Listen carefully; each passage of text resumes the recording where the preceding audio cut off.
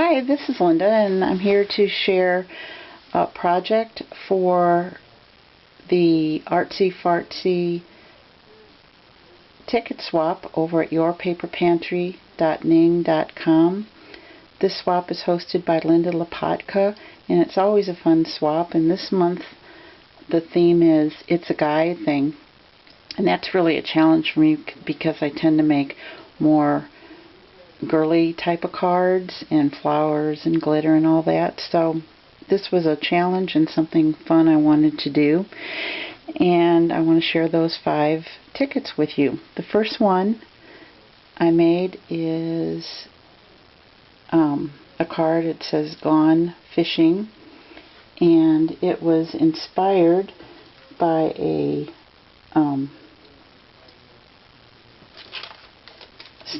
sticker set, I'm sorry, I couldn't think of that word, that I purchased over at Joann's. The only sticker that's left is this little fish, which I will be using for the packaging of this particular ticket. And the way I made it was I used craft cardstock, and then a Naturals, it's called Naturals White. It's a cardstock I got from Stampin' Up! A really long time ago. I cut the rectangles and used my EK Success ticket punch to cut out all the little corners, and I did that on all the cards I made. I wanted to do something that depicted a fishnet, and remember that I had this netting in my stash. It came from, I believe, a bag of lemons or limes, and I've had it several years, and I kept it because I like the color and I like the design and thought I would use it in an art journal. So this was perfect, I thought, to depict the fishnet. So I adhered that down with some fabric tack, added the stickers, and on the hat I edged that in some tea dye distress ink, edged all these edges of the actual 2 tickets with some Tim Holtz distress ink, the walnut stain, and I actually used glossy accents on the back of all the stickers to make sure that they would adhere well to the card, and I really didn't do anything to the back of the card, and that was how that card came about. The next card I made is this one, and the inspiration for that was some origami paper. I have several packets of this that I've had in my stash for a while, and looking at it, it reminded me of those Hawaiian shirts that I've seen when we've been to Hawaii that both the men and women wear. So I went online to figure out how to make a origami shirt. Found a tutorial that actually showed how to make one out of a dollar bill, so I just cut it the size of a dollar bill, folded it. Then I used some of my Viva Decor, the pearl pen, to make these little buttons down the front. I wanted a lei because those are popular in Hawaii, and I wanted to make it. I didn't want to buy that particular element, so I got out some embroidery floss that I have in my stash, and I glopped on some tacky glue along the length, and then squished that entire length into some of this pale yellow faux flower soft that my friend Barb had made for me several years ago. Let it dry, and it came out kind of cute. It's real textured. The faux flower soft is adhered on that, and I thought it turned out really cute.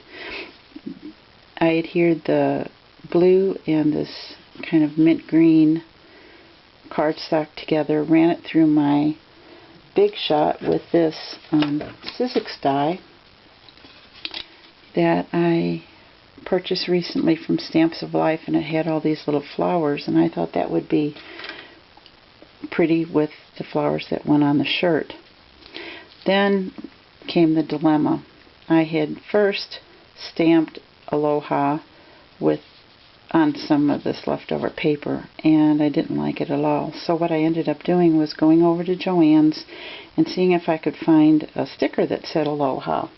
And sure enough, they had this cute stamp set. It was a K & Company set, and it not only had this Aloha, but it had these two flowers, which matched perfectly with the shirt. So I picked that up and brought it home, adhered those down, and that was the end of that card. And I really, really liked that. That turned out so cute, I thought. The next one I did is a sailboat type of card, and again I was inspired by a sticker set, and of course I can't find that sticker set right now. Sorry about that. I'll just have, oh, here it is, I laid something on top of it. It had the sailboat, and then these three, I'm sorry, I'm totally out of frame. It has a sailboat and these three elements, and it's a Sandy Lion sticker set that I picked up at Joann's. The fish was not part of this particular stamp set. So I thought, well, I wanted to use this really pretty paper from Club Scrap that I've had forever, and it came in a that monthly kit that they had. I don't even know if they have that anymore, but anyway, years ago I had that. So I adhered that to the back. I used some of this, I guess this is called metal tape or aluminum tape that you get at the home center or hardware store. I cut a length of that off, ran it through my Big Shot with a swirl design to depict the water, and used some of those decorative scissors along the edge for the scallops. Adhered this down, and I really didn't want to put a sentiment, but I did want to add some seagulls because there are two seagulls right here on the sailboat, and I wanted them to just kind of flow out from there. So I didn't have a punch, and I thought they would be too small to think about cutting on the silhouette. So I just took some scissors and cut away till I had something that resembled a couple of seagulls, and that's what I came up with. So that's that particular card. The next one I made also was inspired by a sticker set, and it came from Joann's as well. It's another Sandy Lion set, and the only two elements left are the camera and the coffee cup, which I'll be using on the packaging. And this says Road Trip. I took black and red cardstock and ran my paper distressor along those edges to give it some texture, and also on this back paper here, or back cardstock, excuse me, I edged this confetti white cardstock with black soot from Tim Holtz Distress Ink. I had the thought of a glove compartment since there was a map on the sticker set, but I knew I couldn't do anything within this car. So what I did was I adhered only 3 sides of this front cardstock to make a little pocket, and then so I made just a little tag with this road map, edged that also in black soot, added some baker's twine that I got from Hobby Lobby, put a little dab of glossy accents under that so it would stay on the card and not fall off, and I just tucked that in there. Something I wanted to show you And I did get this online, but it's been so long I don't know who gave me the idea, but a way that I keep my little pads that I use for distressing the edges and inking the edges is I take packing tape and I adhere it together along this edge, and then so there's no sticky under or on top, and then here I just stick it to the sides and tuck this little I don't know what those are called, those little foam sponges that we all use for distress ink, and it keeps it nice and tidy. You get a little ink on there, but it really doesn't hurt anything, and it's handy, and I don't get my colors mixed up, which is something that happens on occasion. So anyway, I just wanted to share that. The last card I made is this one, and this one was inspired by a pack of 3 buttons that I got from Hobby Lobby, and I just thought that cowboy was so cute. So what I did was I took some chocolate brown cardstock and then cut a layer of just white cardstock, and I wanted to make a background. So for this bottom part, I started with some Old Olive ink, classic stamp ink from Stampin' Up, and I sponged that on the bottom and used this little sponge. I have quite a few of these that I've made, and they work well for this particular type of application. Then I added some Distress ink, the crushed olive, over that and kept blending and keeping it darker at the bottom. Then I added some tea dye from Tim Holtz, the Distress ink. I took a green marker and made, you can't even see that I'm sure online, it's hard to see here, but little wispy V's to depict some grass or something, you know, on the ground.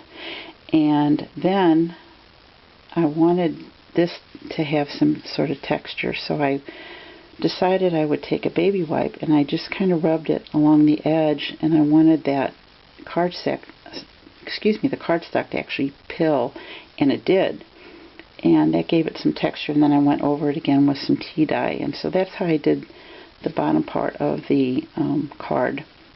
And the top is simply some tumbled glass distress ink and some Bashful Blue classic ink from Stampin' Up, and I just blended that down into the green. This little banner is vellum, and I just ran it through my printer because I wanted to say yeehaw. Used some brads that I had in my stash. Then I took some paper, scrap paper that I had, and cut out the fence with this Martha Stewart punch that I've had, and I just love that punch. I use it quite often. I wanted a rope to hang off of the fence, and for that I used some of this twine from Paper Tray ink that I have had for a while, and I adhered that with a dab of glossy accents, and it worked really well. To adhere the cowboy, however, I didn't use glossy accents because I find things like this peel off after a period of time using glossy accent. I don't know if you guys have that problem, but I have in the past. So I use this Crafter's Pick The Ultimate Glue. I got it at Hobby Lobby for $5.99 with a coupon. It was a lot less than that. And this stuff, guys, works great for adhering metals and plastic and glass and those shiny, non-porous type of things. So I use that quite a bit. So I used that to adhere the little cowboy, and that was the finish of that card. And I always like to make an extra card of each for Linda, but in this instance I didn't have any more of those stickers, so I decided I would make her some covered buttons, and I made 3, and just made this little tag, used the Crafty Secrets, what is this stamp set called? Material Girl, that I've had for a while, and I just used this little sewing company. Stamped that at the top, used a Martha Stewart edge punch to make that look a little lacy, and that's what I'm going to send along this time, since I can't make the extra tickets. And then I always make a little card to go along with it, and this is the card I made. I hand dyed some seam binding. That's a brad that I've had in my stash for a while. I believe that came from Stampin' Up. I used that same edge punch along here. This is some paper die cuts with a view. Real flowery. I wanted something springy and bright because we're all tired of the long winter we've had and excited for the spring. And this put "Thanks So Much," which is a stamp I've had for a while. It says 2005. That says "Thanks So Much," and that's from Stampin' Up. And that's it. And of course punch these 2 elements out. So that's it for now. Thank you for watching, and I hope to have another project share soon. When I receive the 5 tickets back from the swap, I'll do a quick video on that as well. Thank you, and God bless.